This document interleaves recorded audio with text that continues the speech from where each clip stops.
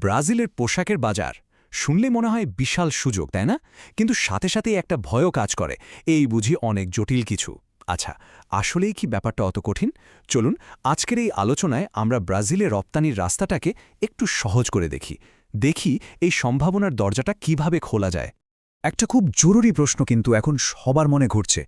আমাদের তৈরি পোশাক বা আরএনজি সেক্টরের জন্য নেক্সট বিগ মার্কেট কোনটা হতে পারে? মানে ইউরোপ আমেরিকার বাজারের বাইরে নতুন কোনো বড় সুযোগ আমাদের জন্য অপেক্ষা করছে? উত্তরটা এই সংখ্যাটাই দিয়ে দিচ্ছে। একবার দেখুন, 2024-25 অর্থবছরে ব্রাজিলে বাংলাদেশের রপ্তানি কত হয়েছে জানেন? 187 মিলিয়ন মার্কিন ডলার। আর এটা কিন্তু শুধু একটা বড় সংখ্যা না, এর পেছনের গল্পটা আরও দারুণ। আগের বছরের চেয়ে এটা 26% বেশি। চিন্তা করা যায়? এই গ্রোথটাই কিন্তু পরিষ্কার বলে দিচ্ছে ব্রাজিলের বাজার কতটা সম্ভাবনাময়। তো চলুন তাহলে পুরো বিষয়টাতে ঢোকা যাক। আজকে আমরা মূলত 5টা জিনিস নিয়ে কথা বলবো। প্রথমে দেখব ব্রাজিলের সুযোগটা আসলে কি, তারপর বুঝব সেখানকার বায়াররা কি চায়, কোন জিনিসগুলো ওখানে বেশি বিক্রি হয়, আমদানির খরচটা কেমন, আর সবশেষে এই পুরো জার্নিতে আমাদের পার্টনার হতে পারে কারা, যেমন বিবিসিএসিআই। ওকে, তাহলে আমাদের প্রথম পয়েন্ট, ব্রাজিলের সুযোগ। এটা কিন্তু শুধু ল্যাটিন আমেরিকার সবচেয়ে বড় কনজিউমার মার্কেটই না, আমাদের তৈরি পোশাকের জন্য এটা একটা লম্বা রেসের ঘোড়া হতে পারে। তো প্রশ্ন হল, ব্রাজিলে পোশাকের এত ডিমান্ড কেন? কারণগুলো কিন্তু বেশ ইন্টারেস্টিং। প্রথমত, ওদের বিশাল একটা আরবান পপুলেশন আছে, আর ফাস্ট ফ্যাশন সেখানে খুবই জনপ্রিয়। দ্বিতীয়ত, ওদের আবহাওয়াটা বেশ বৈচিত্র্যময়, মানে সারা বছরই এক এক জায়গায় এক এক রকম পোশাকের চাহিদা থাকে। এখন ওদের নিজেদেরও কিন্তু প্রোডাকশন আছে, কিন্তু ওরা দাম, ভ্যারাইটি আর স্পিডের খেলায় পেরে ওঠে না। আর ঠিক এই গ্যাপটাই পূরণ করার জন্য বাংলাদেশের মতো দেশগুলোর জন্য দারুণ একটা সুযোগ তৈরি হয়েছে। আচ্ছা, সুযোগের কথাটা তো বোঝা গেল, কিন্তু মালটা বেচব কার কাছে? ব্রাজিলের বায়ারদের বুঝতে হলে একটা শব্দ মাথায় গেঁথে নিতে হবে: প্রফেশনালিজম। এটা কিন্তু 10টা সাধারণ বাজারের মতো না। এই বাজারটা মূলত চালায় কয়েকটা বিশাল আর খুবই সফিস্টিকেটেড রিটেল গ্রুপ, যেমন ধরুন লোহাস হেনার, হিয়াসুয়েলো কিংবা সিঅ্যান্ডে ব্রাজিল। শুধু লোহাস হেনারের কথাই যদি বলি, ওরা নিজেদেরকে ব্রাজিলের সবচেয়ে বড় ফ্যাশন রিটেলার হিসেবে দাবি করে। এর মানে কি দাঁড়ালো? মানে হলো এখানে ওখানে ছোট ছোট বায়ারদের পেছনে না ঘুরে এই বড় গ্রুপগুলোর একটার সাথে যদি ঠিকমতো কাজ করা যায়, তাহলেই কিন্তু কেল্লাফতে।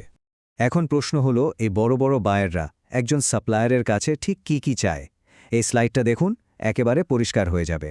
ওরা শুধু কম দামে মাল চায়, ব্যাপারটা তা না। ওদের চাই 1. Competitive FOB price, 2. কোয়ালিটিতে কনসিস্টেন্সি, মানে মালের মান যেন সবসময় এক থাকে, 3. সব সোশ্যাল, কেমিক্যাল আর সেফটি কমপ্লায়েন্সের শক্ত কাগজপত্র, 4. একদম টাইমলি ডেলিভারি, আর 5 নম্বরটা খুব গুরুত্বপূর্ণ, সঠিক HS কোড ক্লাসিফিকেশনেও ওরা সাপ্লায়ারের হেল্প চায়। ওকে, তো আমরা বুঝলাম বায়াররা কেমন সাপ্লায়ার খোঁজে। এবার চলুন দেখি কি ধরনের প্রোডাক্ট ওরা আসলে কেনে, কোন পোশাকগুলোর ডিমান্ড সবচেয়ে বেশি, আর টার্গেট কাস্টমার কারা হতে পারে।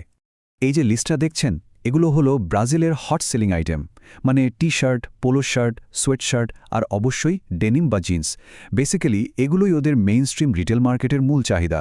তো যারা নতুন করে ব্রাজিলে এক্সপোর্ট করার কথা ভাবছেন, তাদের জন্য এই আইটেমগুলো দিয়ে শুরু করাটা একটা সেফ বেট হতে পারে। আর এই প্রোডাক্টগুলো কিনবে কারা? এখানে কিছু হাই পোটেনশিয়াল বায়ার কোম্পানির নাম দেওয়া আছে। একটু আগে যে বড় নামগুলোর কথা বললাম, লোহাসেনের, হিয়াসুয়েলো, সিঅ্যান্ডে ব্রাজিল, এরাই কিন্তু সরাসরি ইম্পোর্ট করে। সুতরাং এদেরকে টার্গেট করাটাই হবে সবচেয়ে স্মার্ট মুভ। আচ্ছা, এতক্ষণ তো সব ভালো ভালো কথা বললাম, এবার আসি সবচেয়ে কঠিন কিন্তু সবচেয়ে জরুরি টপিকে। সেটা হলো ইম্পোর্ট কস্ট বা আমদানি খরচ। সত্যি বলতে ব্রাজিলের ট্যাক্স সিস্টেমটা বেশ কমপ্লিকেটেড, তবে এটাকে যদি আমরা একটা ট্যাক্স স্ট্যাক, মানে পরপর সাজানো করের স্তর হিসেবে দেখি, তাহলে বিষয়টা বুঝতে অনেক সহজ হয়ে যাবে। তবে ওই ট্যাক্স ট্যাগ বোঝার আগে ল্যান্ডেড কস্ট শব্দটা আমাদের ক্লিয়ার করতে হবে। ল্যান্ডেড কস্ট মানে কি? সহজ কথায়, একটা প্রোডাক্ট বায়ারের দরজা পর্যন্ত পৌঁছাতে মোট যা খরচ হয় সব মিলিয়ে যে ফাইনাল কস্টটা দাঁড়ায়, সেটাই ল্যান্ডেড কস্ট। এর মধ্যে পণ্যের দাম, ভাড়া, ইন্স্যুরেন্স, সব ধরনের ট্যাক্স সবকিছুই ধরা হয়। এই স্লাইডটা দেখুন, এখানে ওই ট্যাক্স স্ট্যাকের লেয়ারগুলো দেখানো হয়েছে। চলুন একটা একটা করে দেখি।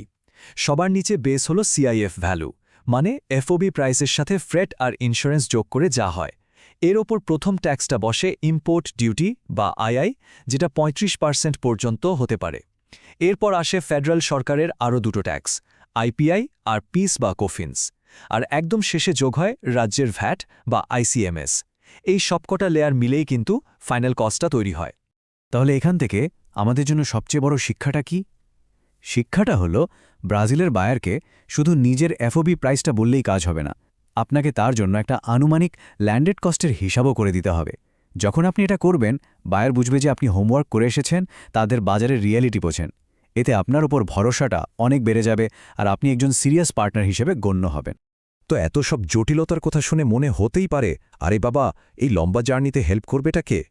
এখানেই আসছে আমাদের আলোচনার শেষ এবং খুব গুরুত্বপূর্ণ অংশ, আমাদের strategic partner Brazil Bangladesh chamber of commerce and industry, সংক্ষেপে বিবিসিসিআই। বিবিসিআই এর মূল কাজটাই হল ব্রাজিল আর বাংলাদেশের বিজনেস কমিউনিটির মধ্যে একটা ব্রিজ তৈরি করা। তাদের লক্ষ্যই হল দুই দেশের মধ্যে ট্রেড, ইনভেস্টমেন্ট আর ইকোনমিক কোঅপারেশন বাড়ানো। কিন্তু মুখে তো সবাই অনেক কিছুই বলে, বাস্তবে ওরা কিভাবে হেল্প করতে পারে? অনেকভাবেই। যেমন ওরা ভেরিফাইড ব্রাজিলিয়ান বায়ারদের সাথে কানেক্ট করিয়ে দিতে পারে, B2B মিটিং অ্যারেঞ্জ করতে পারে, মার্কেটে ঢোকার স্ট্র্যাটেজি বা প্রাইসিংয়ের মতো কঠিন বিষয়েও অ্যাডভাইস দিতে পারে। এক কথায়, এই কঠিন রাস্তায় ওরা একটা সত্যিকারের সাপোর্ট সিস্টেম হিসেবে কাজ করতে পারে। সবশেষে একটা প্রশ্ন রেখে যায়, ব্রাজিলের বাজারকে আমরা কিভাবে দেখব? এটা কি শুধুই একটা জটিল খরচের হিসাব, নাকি একটা স্ট্র্যাটেজিক ইনভেস্টমেন্ট? হ্যাঁ, এই ট্যাক্স সিস্টেম, প্রসেস, এগুলো একটু কঠিন, কিন্তু অন্যদিকে এর বিশাল ডিমান্ড আর গ্রোথের যে পোটেনশিয়াল, সেটা কিন্তু বিশাল। ঠিকমতো প্ল্যান করে এগোতে পারলে এই বাজারটা কিন্তু একটা দারুণ লাভজনক জায়গা হতে পারে।